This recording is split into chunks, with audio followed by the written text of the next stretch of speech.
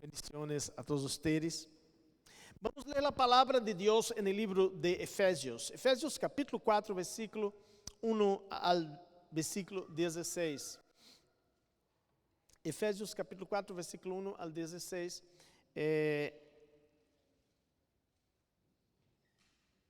Nos dice lo siguiente. Podemos levantarnos, por favor, y leer la palabra del Señor.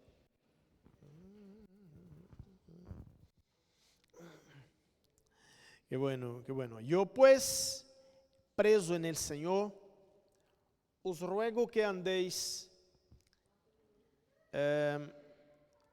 como es digno de la vocación con que fuisteis llamados, con toda humildad y mansedumbre, soportándoos con paciencia los unos a los otros en amor, solícitos a guardar la unidad del Espíritu en el vínculo de la paz. Un cuerpo e um espírito, como fustes também chamados, em uma mesma esperança de vuestra vocação, um Senhor, uma fé, um bautismo, um Deus e Padre de todos, el qual é sobre todos e por todos e em todos, pero a cada um de nosotros foi dada a graça conforme a la medida del dom de Cristo.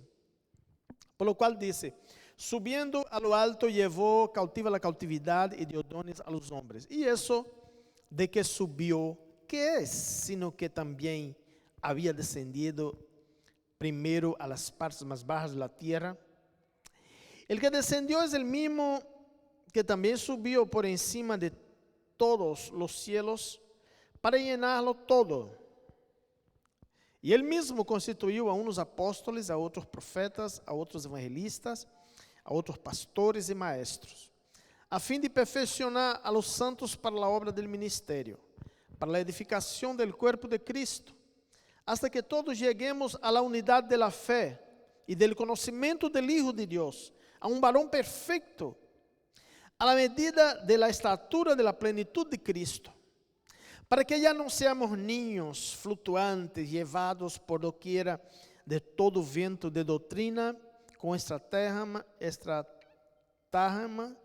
de hombres que para engañar emplean con astucia las artimañas del error, sino que siguiendo la verdad en amor, crezcamos en todo en aquel que es la cabeza, esto es Cristo, de quien todo el cuerpo bien concertado y unido entre sí por todas las coyunturas que se ayudan mutuamente según la actividad propia de cada miembro, recibe su crecimiento para ir edificándose en amor. Amén. Hasta aquí nuestra lección. Muchas gracias. Podemos sentar. Quando vemos esse texto que o apóstolo Pablo nos escreve a los Efésios, a la igreja de Efésios, naturalmente é um contexto que existia naquela época, e o contexto está aqui, nesse texto, onde se refere a situações, talvez desânimo e muitas outras coisas que aconteciam em aqueles tempos em la igreja de Éfeso. Já todos sabemos que Éfeso era uma cidade muito influente em aquele tempo. Estamos falando nos dias do apóstolo Pablo. Era um lugar onde havia uma grande propaganda de los dioses, de las diosas, las famosas diosas, que não eram diosas coisa nenhuma, pero assim se considerava. Havia muito nesta cidade, havia um desafio muito grande para o povo de Deus na igreja de Éfeso. A epístola a los Efésios está escrita para corrigir asuntos o cosas que pasaban en aquellos tiempos, situaciones que pasaban en aquel tiempo, que también son la misma situación o el mismo contexto que vivimos en los días actuales. El mundo no ha cambiado para nada, solo las mismas cosas se repiten, solo que se repiten con más intensidad, se repiten peor cada vez. Pero las cosas siguen pasando en nuestra historia. Y este lugar era un lugar con una necesidad muy grande, una iglesia que había se convertido al Señor, una cantidad de personas existía ahí, delante de todos esses desafios. Ahora, el apóstol Pablo, que había sido llamado para predicar el evangelio a todas las naciones, para predicar el evangelio a los gentiles, en el capítulo 9 de Hechos de los Apóstoles, podremos leer completamente su llamado por Dios. Ahí, cuando Dios llama a este hombre que era mal, había hecho muchos errores, y Dios transforma su vida y hace de Pablo el apóstol de los gentiles. Que uno haya practicado los errores en el pasado, no importa. Lo que importa es no seguir practicando en el presente. Que uno haya sido un gran pecador, las buenas nuevas del evangelio es que Cristo Jesús es un gran salvador para el gran pecador. Más gran pecador sea, más perdón tiene. Lo que no parece legal en nuestros ojos, pero todos nosotros así éramos. Todos nosotros en la misma condición. Dice la Biblia que todos pecaron y destituidos están de la gloria de Dios.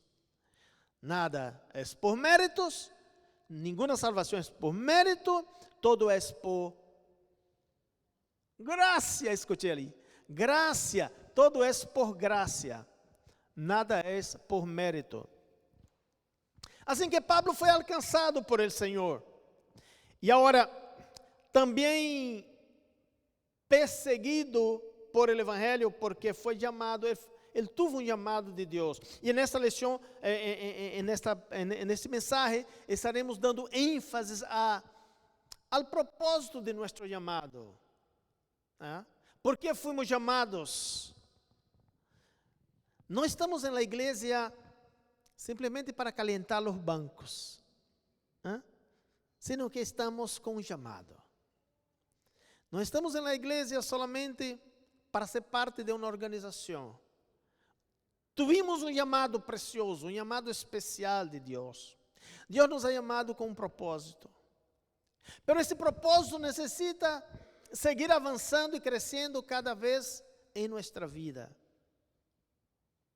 Se você tem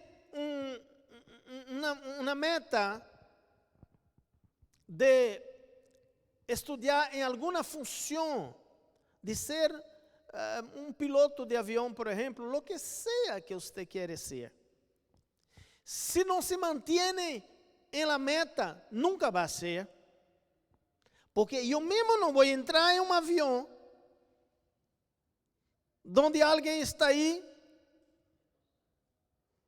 dizendo que é piloto e não tem nenhuma experiência com avião. Quantos aqui entrariam?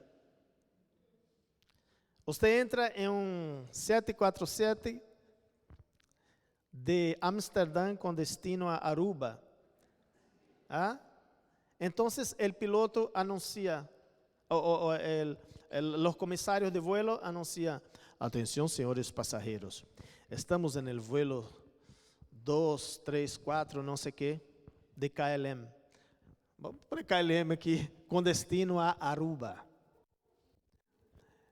Nosso piloto não tem experiência, nunca ha hecho nenhum voo em sua vida.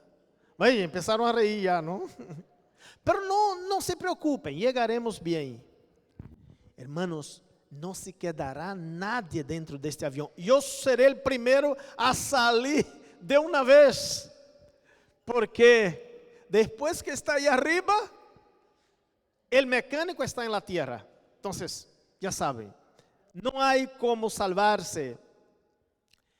Todos los que quieren o que tienen una meta en su vida necesitan crecer, necesitan estudiar, necesitan desarrollar las habilidades para que pueda llegar y que sea auténtico, para que sea diplomado y con mucho estágio, con muchas horas de estágio para ejercer lo que realmente tiene que ejercer. La vida cristiana es así también. Es un llamado. En ese texto hemos visto. Es un llamado que hemos recibido. Pero lo más insano que podemos pensar es que podemos quedar parados en este llamado sin desarrollarnos, sin leer la Biblia, que es el manual, sin orar, sin hablar con Dios, sin congregarnos, para aprender más, para crecer cada día. Dios nos ha llamado com um propósito. Diga que está a seu lado. Deus nos ha llamado com um propósito. Firmes en el propósito. Firmes en el propósito. La vida cristiana es un proceso que sigue hasta el día que usted se muere. No deje que se interrumpa en el camino. No puede interrumpir en el camino. El apóstol Pablo nos dice aquí claramente que él era un prisionero del Señor. Nadie quiere decir, hey, estoy aquí en la cárcel. Ustedes, uno cuando dice eso, es porque tiene alguna victoria en eso. Nadie que robó, que mató, vai andar anunciando a todo mundo que está en la cárcel.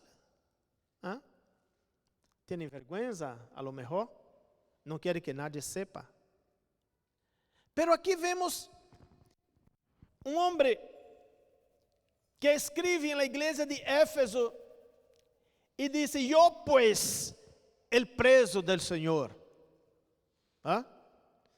En otras palabras, estoy feliz porque soy el preso del Señor.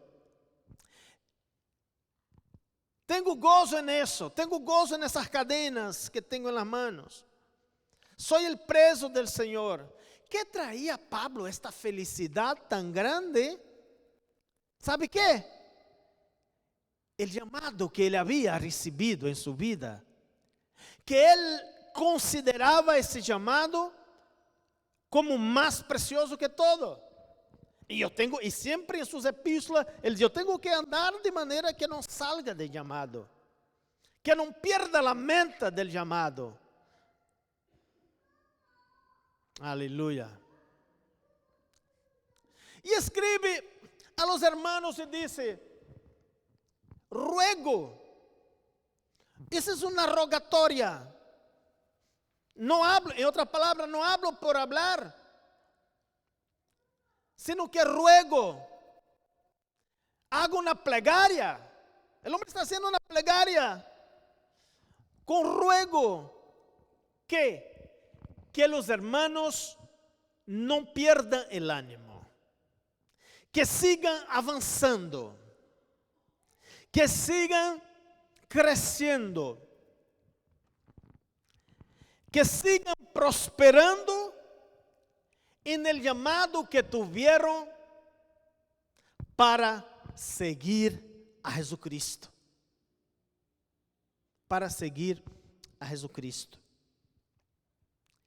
Entonces, un apelo para que todos nosotros podamos valorizar el llamado que tenemos. Nunca menosprecie el llamado que Dios te hizo. Tu llamado es tu vocación. Nuestro llamado es nuestra vocación. Fuimos vocacionados para con este propósito. Para hacer lo que tenemos que hacer en la vida. En la vida como creyentes. Para desarrollar de manera optimalmente satisfactoria, dentro de todos los requisitos que es propuesto por Dios en su palabra. Y aquí el apóstol nos trae este punto bastante claro, sin ninguna duda, que fuimos llamados con un propósito especial. Y este propósito tenemos que seguir avanzando en él. El Señor Jesús andaba por las orillas del mar de Galilea. Dice la Biblia que encontró Jesús dos hombres que estaban ahí. Empezó a llamar a sus discípulos. Em Mateus capítulo 4, versículo 18 a 19. E acuérdese bem, Jesus começou chamando a homens, a pessoas que eu e você diria, isso não é a maneira. Isso não é maneira de chamar. Isso não é maneira de fazer seleção de personal. El personal que Jesús seleccionó, mis hermanos,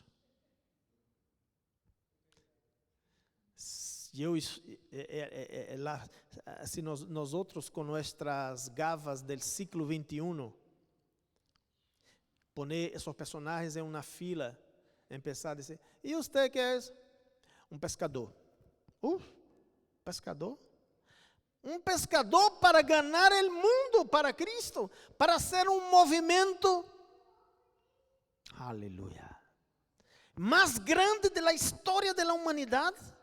Como pode ser isso? E que educação tem? Quizás sabia ler, quizás, alguns deles, quizás. Ou quizás outros escutavam ler, escutavam a leitura, porque quizás nem sabiam ler. El tiempo era peculiar a eso. Y Jesús empieza con dos pescadores, Simón y Andrés, su hermano. Y Jesús dice, aquí Jesús hace un llamado y dice, andando Jesús junto al mar de Galilea, vio a dos hombres, Simón llamado Pedro y Andrés su hermano, que echaban la red en el mar, porque eran pescadores. No tenía otro oficio, porque eran pescadores. Era lo que sabía hacer, pegar algunas tilapias en el mar de Galilea para vender, para con eso sostener su familia y comer también ellos. Y este mar, que se llama de un mar, pero en la realidad no es un mar, es un lago. Los que fueron allá conocen. Y tenía que dar para toda esta gente. No encontraban suficiente, pero ahí estaban, luchando a conseguir algo. Y Jesús les dijo, venid en pos de mí, y os haré pescadores de hombres. Wow, bonito, ¿no? ¿Cómo puede ser que dos simples pescadores de tilapia pueda ser pescadores de hombres? Eu creio que nem Simón entendeu isso, nem Andrés tampouco. Porque a vezes, en el inicio de nuestro llamado, não entendemos. Eu creio que muitos aqui não entenderam su verdadeiro chamado. Pero quero alentar-vos e certificar nessa tarde que Deus ha chamado a você, sim. Que Deus sim lhe ha chamado. Que Deus nos ha chamado. Quizás não entendemos todo aún. Temos muito que entender. Pero para entender, é importante seguir o processo de desenvolvimento em la salvação. É importante seguir crescendo, seguir avançando. E este é o objetivo desse texto. Jesus chama a esses homens, esses jovens, a desenvolver um ministério tão grande, mas não tinham preparação para nada. Quizás você pense, eu que preparação tenho? Eu nunca vou cumprir meu chamado, porque não tenho preparação para isso. Eu creio que eles também pensaram assim. Mas quando Deus nos chama, Ele nos prepara. A preparação não vem do homem, vem de Deus. Há muitos que levaram todo o tempo na universidade e não entendem isso. Não entendem esse mistério. Receberam muitos títulos de doutorados, mas quando chegam aqui, tropeçam. Não entendem. E há muitos que nem sequer sabem ler, mas estão em um nível mais alto em seu chamado. Estão cumprindo verdadeiramente seu chamado. E isso é o que o Evangelho, o chamado de Deus, muitas vezes, complica nossa maneira de pensar, porque nós pensamos materialmente, mas Deus pensa gloriosamente. Nós pensamos limitadamente. Deus pensa expansivelmente. Por isso Ele dijo: mis pensamentos não são vossos pensamentos, nem mis caminhos vossos caminhos. Aleluia. Glória a Deus. E por isso muitas vezes não entendemos. Pero temos que seguir crescendo, temos que seguir desenvolvendo. Temos que entender. E para entender o chamado, temos aquele mesmo texto quando ele disse que temos que ter humildade. Esse é o número 1. Humildade. Conhecem a palavra humildade? Como decimos em Nederlândia? Humildade. E humildade não está em la maneira como uno se viste. Eu posso vestir-me assim, todo com trapos, todo assim, descalço, e andar todo sucio, por aí tirado em um lado. Eu sou humilde, sou uma pessoa tão humilde. Humildade não é isto, nunca foi. A humildade está no coração, aqui dentro. Há muitas pessoas que uno pode pensar, esse não é humilde para nada, e é uma pessoa humilde. E há outros que quizás uno pensa que é humilde por aparência, mas a humildade não está em la aparência. A humildade é uma virtude e está dentro do ser humano. Por lo tanto, igreja, humildes para entender a visão, humildes para entender o propósito.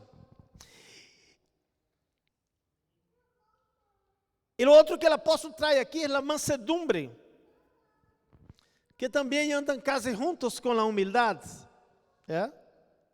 Entender, para entender o propósito, a mansedumbre é muito importante es esencial. Y después viene soportar uno a otro. Soportar uno a otro con paciencia. Los unos a los otros, soportar los unos a los otros con paciencia. Es otra cosa muy importante, porque a veces es difícil soportar uno al otro, ¿no? ¿Así? Es difícil. Dios nos puso para vivir juntos, hermanos, ¿sabía de eso? El punto más difícil en nuestra vida, Jesús dijo, yo edificaré en Mateo capítulo 16. Jesús dijo, yo edificaré mi iglesia y las puertas del infierno no prevalecerán contra ella. Entonces Jesús busca su iglesia de afuera y trae adentro para vivir en comunidad. Empieza la iglesia en el día de Pentecostés. ¿Qué pasó ahí? El Espíritu Santo vino y llenó el corazón de todos. Y no querían salir de ahí. Quedavam juntos. E você pensa que não havia problema entre esses cristianos aí? E eu creio que havia, porque não deixaram de ser humanos. Pero dice a Bíblia que uno era el corazón de todos. Amém? Viviam juntos. Partían el pan, no querían ni salir de este lugar, porque ahí estaba la bendición, como nos dice en el Salmo 133, ahí Jehová ordena la bendición, donde está la unidad, ¿no? Donde está la unidad, Jehová ordena la bendición. Entonces, soportar los unos a los otros es una de las maneras en que podemos entender. Ei, ¿qué Dios quiere conmigo? ¿Cuál es mi llamado? Si Dios me llamó con un propósito y yo no puedo vivir o convivir junto con mi hermano, con las personas, entonces tengo que moldear eso para llegar al propósito, porque el propósito de Dios es la unidad. Sempre, o propósito de Deus é a unidade, e vamos falar de isso mais depois aqui no texto. Suportem los unos a los otros em amor. Em amor. Não que uno vai andar, ai, que me mirou mal. Ai, não vai a esta igreja porque me miraram com uma vista grossa ou com uma vista fina, não sei como. Me mirou mal, me mirou marroso. Há pessoas que se vão da igreja e não vêm nunca mais, e não se sabe por quê. E nunca mais aparece, porque não, uma pessoa me mirou como que assim. Então, please, não é tempo para isso. Deus não nos ha chamado para isso. Deus nos ha chamado para entender o propósito que Él tiene en nuestra vida. Y ese propósito, tenemos que crecer en Él.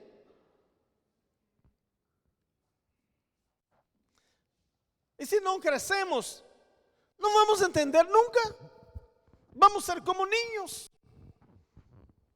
Vamos a ser como niños que no salen de la misma cosa, de la misma vuelta, del mismo problema, de la misma cosa. Iglesia de Jesús, el Señor nos ha llamado para tomar pasos y seguir adelante en victoria con Cristo y desarrollando nuestro llamado. ¿Cuántos creen? Diga amén. Esto es nuestro llamado. Como Jesús habló con los dos jóvenes. Hey, venga, sígame, pero não crea que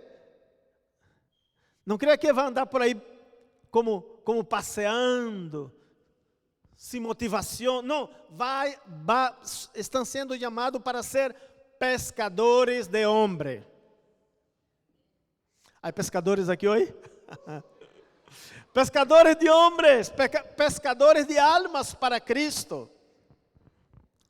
Hermano, ¿cuántas veces nos ponemos a cuestionar a Dios y a decir, Señor, pero mi llamado, mi propósito, ¿cuál es? Siga todos esos pasos aquí, que el propósito se desarrolla en su vida automáticamente. Automáticamente empieza a desarrollar en su vida el propósito de su llamado. Pero yo no sé ninguno cuál es. Entonces haga este primero. Salve vidas. Esse propósito é para todos. Salvar vidas. Restaurar vidas. Ayudar a las personas. Traer almas a Cristo. Todos podem trazer almas a Cristo. Pero eu não he ido a la faculdade a estudar para isso. Não importa. Há muitos que estudaram muito e nunca traíram uma alma para Cristo. Que estudaram teologia e nunca traíram uma alma a Cristo. E há outros que sem nada disso, como he dicho, isso está em las manos del maestro. Ele tiene el control de esta parte. Después, ele diz aqui, solícitos a guardar a unidade del Espírito en el vínculo de la paz. Solícitos a guardar la unidad del Espíritu en el vínculo de la paz. Dichosos son los pacificadores.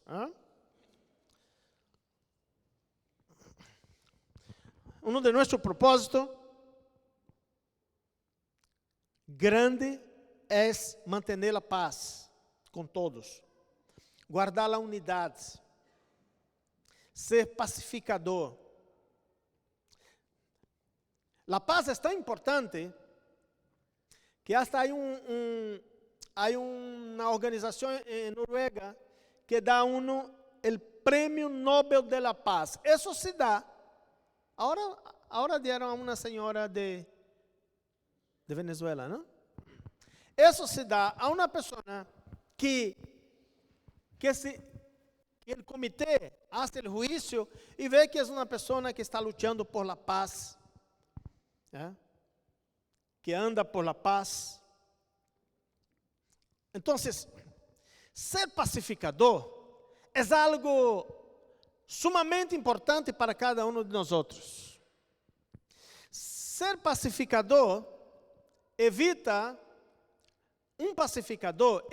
os conflitos.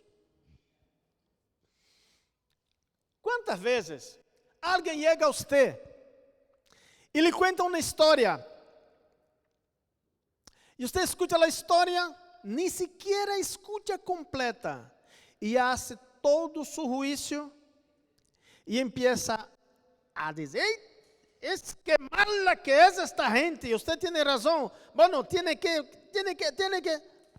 no, el pacificador espera, escucha y actúa para mantener la paz, y eso en todas las áreas de nuestra vida. Si alguien viene a nosotros y nos habla mal de tal persona, que tal persona es esto, es aquello, nuestro deber es escuchar y poner paz en la situación, porque usted no conoce la historia, no sabe si la historia es correcta, para no hacer malos juicios. Mantener la paz es un principio importante en toda la vida. Hasta como familia, con nuestros hijos. ¿Cuántas veces los niños llegaban y fulano eso, y todo arriba de uno? No, vamos primero escuchar, vamos saber de dónde vienen las cosas, a ver si hacemos un juicio más legal posible. El hacer juicio precipitado es un error muy grande que nos lleva a después estar envueltos en situaciones muy difíciles. Aquí nos habla de lo que es ser pacificador, pacificar a situação. Os problemas contra a unidade são muitos. Uma das coisas mais difíceis atualmente é fazer a unidade.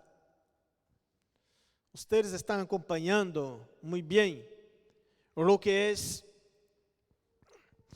o desenvolvimento que temos agora de tantas guerras. Como ha sido difícil terminar com essa guerra de Ucrânia, não? Se luta por um lado, luta por outro, se hace documento, hace reuniões, mais reuniões. É difícil. É difícil. Pero aqui o apóstolo nos apresenta uma outra alternativa, sermos pacificador, poner paz no ambiente, poner paz na situação, evitar os pleitos, evitar a cizaña, os comentários ilícitos, os comentários vagones que andam vagando, ou seja, não dar atenção a isso, ser íntegro em la maneira como atuar em estas situações. ¿Por quê? ¿Por quê? Porque ele disse que somos um solo cuerpo. Bueno, então ponemos a igreja agora como um edifício. Somos um solo cuerpo. Um solo cuerpo não pode separar-se. Amém? Sim? Somos um solo cuerpo. Cristo é a cabeça. E nós somos o cuerpo de Cristo. Diga-lhes que está a seu lado, eres o cuerpo de Cristo. O cuerpo não pode viver fora da cabeça. ¿Qué pensa? Se o cuerpo está fora da cabeça, se muere. Já não há vida. Então, se fomos chamados a pertenecer a um solo cuerpo, não podemos deslocar-nos. E o Senhor nos disse em Juan capítulo 15, versículo 4 ao versículo 3, ao versículo 5. Ele nos disse: permaneced em mim. Escutem bem isso. Permaneced em mim e eu em vosotros. Como o pámpano não pode levar fruto por si mesmo se não permanece em la vid, assim tampouco vosotros, se não permaneceis em mim e eu em ele. Assim tampouco vosotros, se não permaneceis em mim. Eu sou la vid, vosotros los pámpanos. El que permanece en mí y yo en él, este lleva mucho fruto, porque separado de mí nada podéis hacer. Separados de mí nada podéis hacer. Algo que o apóstolo Pablo nos dice aqui muito, nos dá ênfase nesse texto, é manter a unidade. Alô? Manter a unidade. Para não separar-se. Porque separados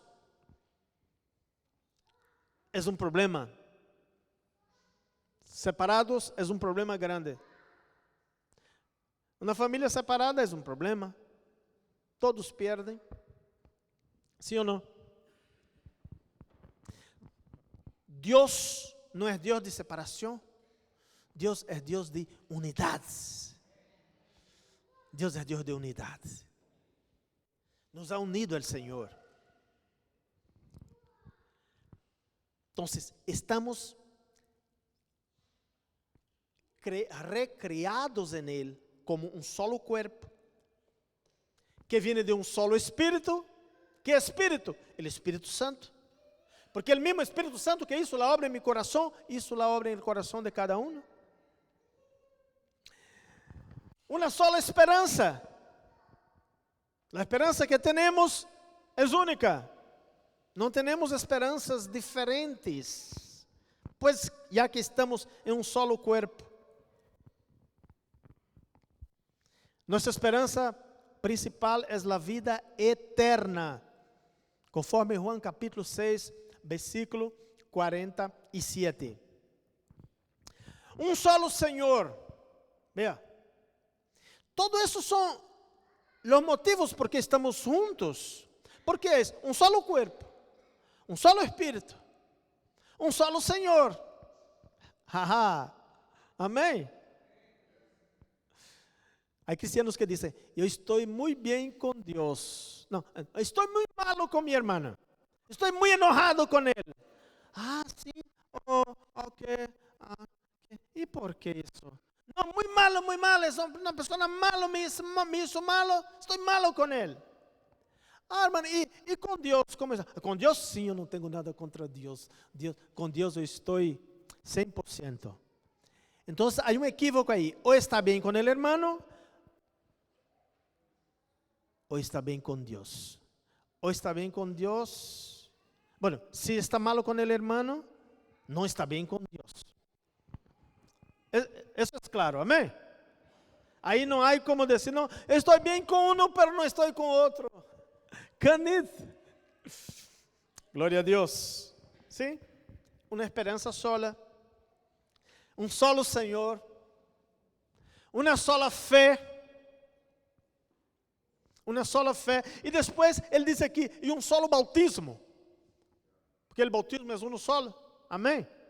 Un solo bautismo. Entonces, si este cuerpo está unido, como se a igreja de Cristo está unido com todos estes ingredientes, estes componentes que nos forma uma igreja, um pueblo, entonces, ¿qué decir de la unidad?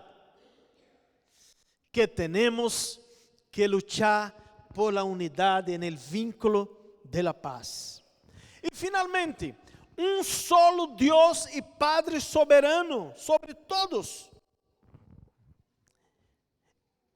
em todos e por todos. Bueno, entonces, nuestra originalidad es una sola. No hay cristianos de otros orígenes. Amém? Estamos originados em Cristo. Estamos fundados em Cristo. A menos que alguém invente coisa louca por aí. Pero se está dentro da doutrina bíblica, é Cristo. Amém? Agora, se uno se põe a inventar sectas por aí, a hacer coisas loucas, isso é assunto de ellos.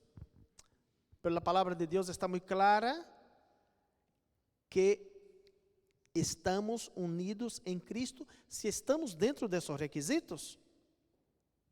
E para isso Deus puso os ministérios na igreja que temos aqui. A uns ele deu profeta, apóstolo, evangelistas, pastores, maestros. Todos os ministérios têm um objetivo único de manter o corpo sano. Amém? De manter o corpo saludável. Nadie é mais que outro. Todos atuam em la mesma direção. Todos atuam com o mesmo objetivo, manter a saúde do corpo. É como em uma junta médica. O paciente está aí na mesa. E viene o anestesista, viene o cirurgião, viene o enfermeiro, viene o assistente de enfermagem. Eles não estão aí para matar o outro, um para matar e outro para dar vida. Todos estão unidos para dar vida ao paciente, para ajudar neste momento. Então, os ministérios no corpo de Cristo têm solo objetivo: edificar a igreja para que crescamos em saúde, para que podamos desarrollar nuestro llamado. Aleluya. Wow. Oh, aleluya. Para que podamos crecer en Él. Vamos terminar já, hermanos. Vamos levantar-nos todos. Já vamos terminar esta parte.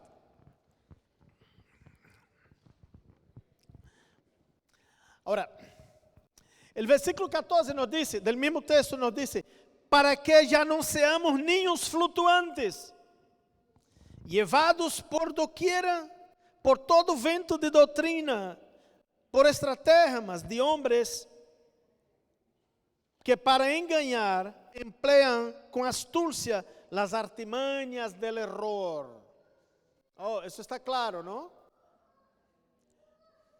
Toda esta enseñanza, todo el departamento de educación cristiana en la iglesia, la enseñanza es para que crezcamos y para que salgamos del estadio de niños y seamos adultos y nos volvemos adultos en la fe.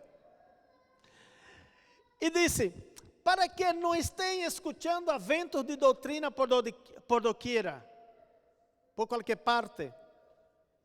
Você sabe que os niños são muito vulneráveis, por isso os padres devem de ter muito cuidado com os niños. Nessa mesma epístola, nessa mesma série, vamos estar tratando esse ponto aqui com mais amplitude. Os niños muitas vezes são niños, eles são inocentes. E os padres devem ter cuidado com os niños porque eles escutam a la gente. Pode escuchar a qualquer. E é fácil de convencer a um ninho, dar-lhe um caramelo e convencer algumas coisas. Por lo tanto, já quando está adulto, já ele está wise. Já entra para outro estágio, outro nível de vida, outro nível de entendimento. E aqui o apóstolo Pablo está trazendo o exemplo exatamente de um ninho que todavia está imaturo. E diz que a função dos ministérios em la igreja é para que nós salgamos de la niñez e entremos a la vovasheid. Amém? Em el tempo, em la idade adulta. Adultos em la fé. Aleluia. Não podemos seguir niños cristianos todo el tiempo, hermanos. Hay que crecer, hay que madurar, hay que estar maduro en la fe. Ese es el propósito de Dios para nuestra vida. Que crezcamos y que maduremos en la fe. Dios les bendiga a todos.